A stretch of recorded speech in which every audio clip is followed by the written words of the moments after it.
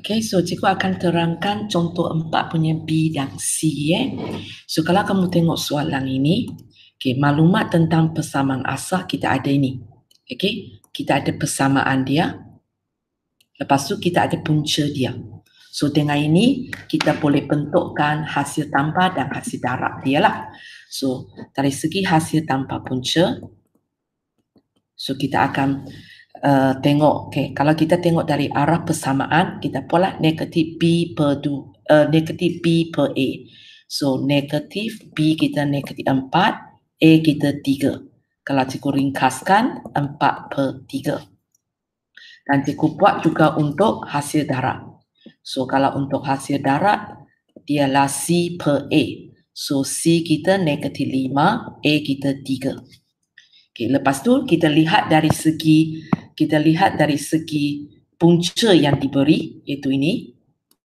Okay. So kita tahu hasil tambah ialah P tambah Q. Kalau hasil darab PQ. So kalau kamu tengok di sini, perubahan dia daripada PQ pergi P tambah 2, Q tambah 2, dia ialah yang sama punya. Maksudnya dua-dua ialah tambah 2. So kita boleh selesaikan persamaan ini, kita boleh buat soalan ini tanpa selesaikan persamaan. Maksud saya, kita tak perlu selesaikan dua persamaan ini. Okay, so apa yang kita akan buat ialah kita pergi tengok persamaan baru ini, kita cuba buat hasil tambah punca dan hasil darab punca. Tapi kali ini untuk persamaan kuadratik baru ini, kita hanya ada maklumat punca dia. So kita hanya boleh dapat, okay, hasil tambah ialah P tambah 2 tambah Q tambah 2. Kalau hasil darab, kita darab dia, kita dapat ini. Tapi kita tak ada persamaan dia lah. Kalau kita ada persamaan, tak payah buat, sudah ada jawapan. So apa yang kita perlu buat sekarang ialah kita cuba kaitkan. Okay, cuba dapat P tambah 2. Sebab kita tahu P tambah 2 nanti nilai dia ialah 4 per 3. Dan kita juga cuba dapat ini, PQ. Okay, nilai dia ialah negatif 5 per 3. So kalau kita tengok hasil tambah punca, kita boleh susun macam ini. Ini ialah P tambah Q. So tambah 2 iaitu tambah 4. So kalau kamu tengok ini ialah P tambah Q. So cikgu boleh gantikan nilai jadi 4 per 3 tambah 4. So 4 per 3 tambah 4. Okay, cikgu dapat 16 per 3. Okay, lepas tu kita pergi tengok hasil darab punca pula. So untuk hasil darab punca, cikgu kembangkan dulu. So cikgu dapat PQ tambah 2P tambah 2Q tambah 4. So PQ tak ada masalah lah. Kita boleh ganti dengan nilai negatif 5 per 3. Tapi 2P, 2Q kita tak dapat terus ganti. So apa yang kita akan buat? Kita tarik faktor sepunya 2 keluar. So bila saya tarik dia keluar, sekarang cikgu ada PQ di mana saya tahu nilai dia, dan cikgu juga ada P tambah Q yang cikgu juga boleh tahu nilai dia. Okay. So dengan ini saya boleh gantikan nilai masuk. PQ ialah negatif 5 per 3 tambah 2. PQ nilai dia ialah 4 per 3 tambah 4. So kalau kita kira jawapan dia ialah negatif 5 per 3.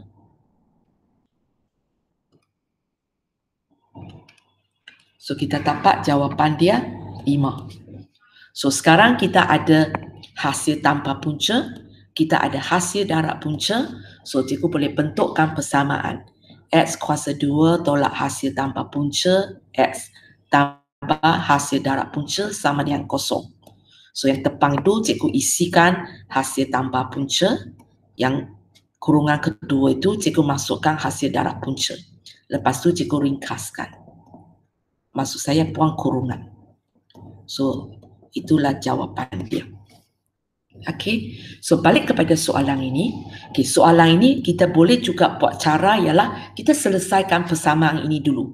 Maksudnya cikgu pergi buat 3x kuasa 2 tolak 4x tolak 5 sama dengan kosong.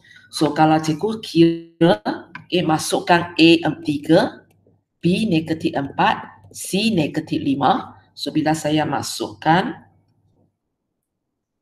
A3, B negatif 4, C negatif 5. Kali ini kita dapat jawapan X kita ialah 2.1196 dan satu lagi negatif 0.7863. Sini kita kena tunjukkan rumus dia lah ya, kalau nak buat ya. Kita kena tunjukkan. Tapi kamu akan tengok kali ini punca ini awak telah lakukan penghampiran. So tidak sesuai untuk kita buat kerja seterusnya. Maksudnya awak tak sesuai lah awak pergi buat. Kalau ini P tanpa 2, kalau ini Q tanpa 2. Sebab inilah PQ kita kan. Ini PQ kita. So kalau tanpa 2 apa, tanpa 2 apa. Sebab macam ini nanti kita akan buat banyak kali penghampiran. So nanti kalau awak buat sambung dengan cara ini, awak akan dapat satu jawapan sangat dekat dengan dia, tapi bukan 100% sama. Sebab kita ada banyak penghampiran di sini. So bila keadaan macam ini, kita memang kena pakai kaedah ini. Contoh yang cikgu bagi dalam kelas pagi ini lain. Sebab waktu itu awak boleh dapat punca yang cantik. Dapat integer ataupun pecahan. So waktu itu okey kalau awak nak pakai cara ini sebab tidak melibatkan round off. Tapi ini tak sesuai lah. Okay. So itu contoh yang B. Sekarang kita pergi kepada contoh C. Okay. Kita pergi kepada contoh C. Sebenarnya benda lebih kurang sama jugalah. Okay. Jadi yang nampak beza nanti ialah langkah 3 kita. So sekali lagi, okay, cikgu enlarge kejap. So sekali lagi kita pergi buatlah hasil tanpa punca, hasil darab punca. Okay, hasil darab punca. So daripada persamaan yang ada, kita buat negatif B per A iaitu negatif 5. Lepas tu cikgu buat hasil darab punca C per A. So cikgu dapat 2. Kemudian daripada punca yang dia bagi, so hasil tanpa ialah H tanpa K, hasil darab ialah HK.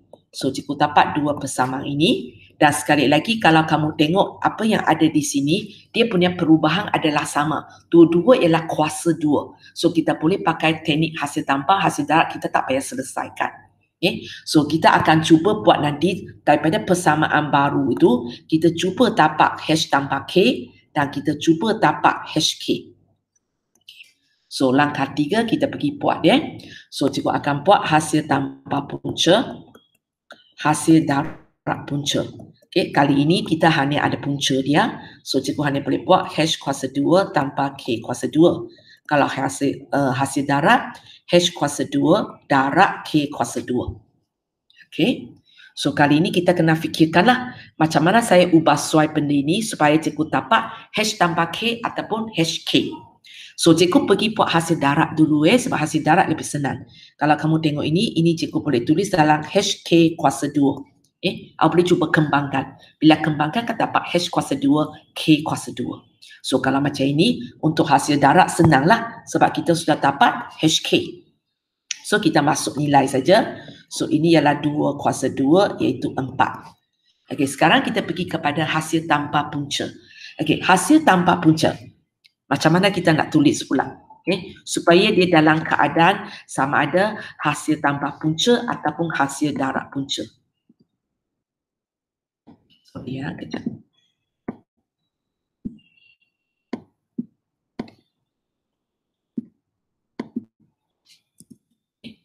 So, mungkin kamu akan fikir, cikgu, bolehkah saya tulis macam ini?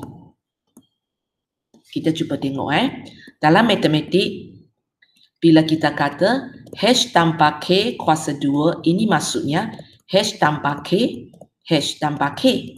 Kalau awak kembangkan,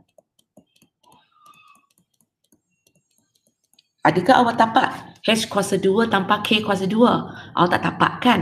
So kita tak boleh kata H kuasa 2 tanpa K kuasa 2 ialah ini. Tak boleh. Tak boleh. Tapi kalau kamu tengok betul-betul, dia sebenarnya ada benda itu. Ada ini, ada ini. Tapi dia terlebih ini. Okay, kalau cikgu ringkaskan, dia terlebih 2 KH ataupun 2 HK lah. Terpulang kepada cara kamu tulis ya. Kita ada ini, tapi kita terlebih ini. So apa yang kita boleh buat? Kita cuba tolak benda yang kita terlebih di sini. Kamu bayangkan kalau cikgu tolak HK semua ni. Kalau cikgu tolak HK, apa akan berlaku? Nanti Ini dengan ini boleh potong. So, cikgu dapat H kuasa 2 tambah K kuasa 2. So, dengan kata lain, cikgu boleh kata, cikgu boleh kata ini sama dengan ini. So, cikgu akan ubah suai apa yang cikgu tulis tadi. Cikgu akan kata H kuasa 2 tambah K kuasa 2 sebenarnya sama dengan kurungan H tambah K kuasa 2 tolak 2HK. Di mana cikgu rujuk benda ini.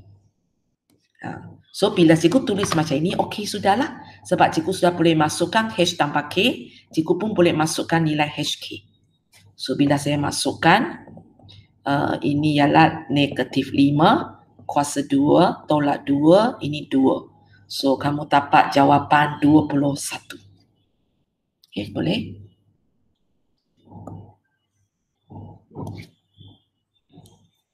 Okey, So, sekarang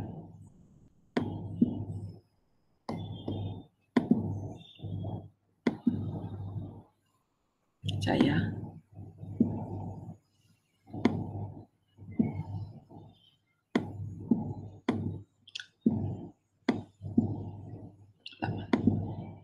Tak apalah.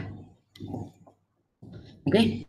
So, sekarang kita sudah ada hasil tanpa punca dan hasil darab punca. Hasil tanpa punca ialah 21, hasil darab punca ialah 4. So, cikgu masuk ke dalam persamaan. S kuasa 2 tolak hasil tanpa punca tambah hasil darab punca sama dengan kosong. So, ini 21, ini 4. Kalau cikgu ringkaskan, so inilah jawapan dia. Okay. So, ini penerangan cikgu untuk contoh B dan C.